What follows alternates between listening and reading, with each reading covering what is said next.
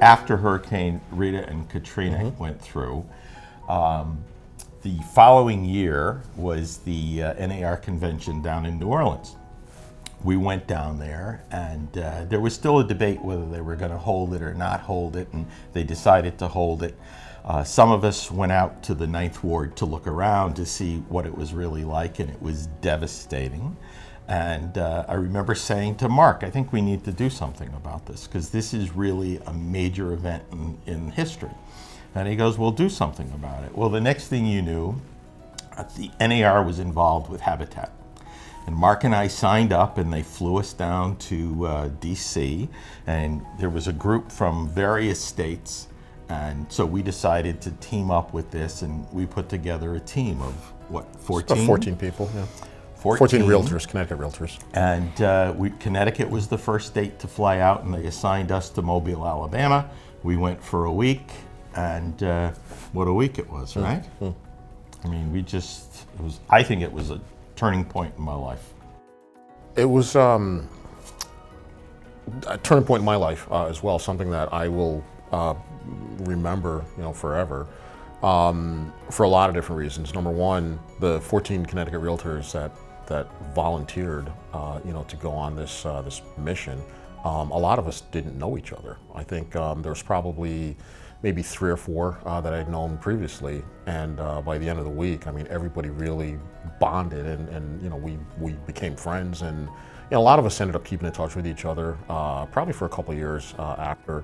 But that week, to volunteer, to give your time for people that you don't know, because they had a natural disaster that ended up impacting their lives in such a significant way.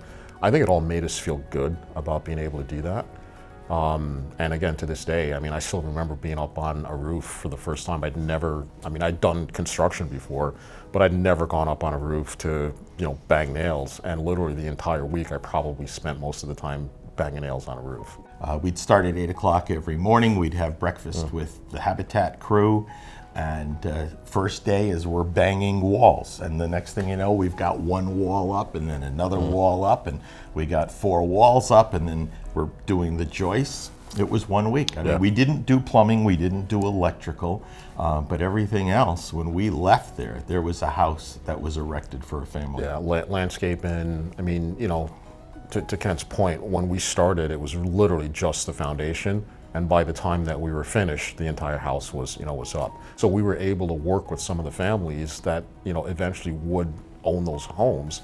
And, we were part of the ceremony with not one of the houses that we worked on, but they actually turned over the keys to another family that their house was complete. And we were able to, to be a part of that, which was really, really cool. For me, it's very humbling.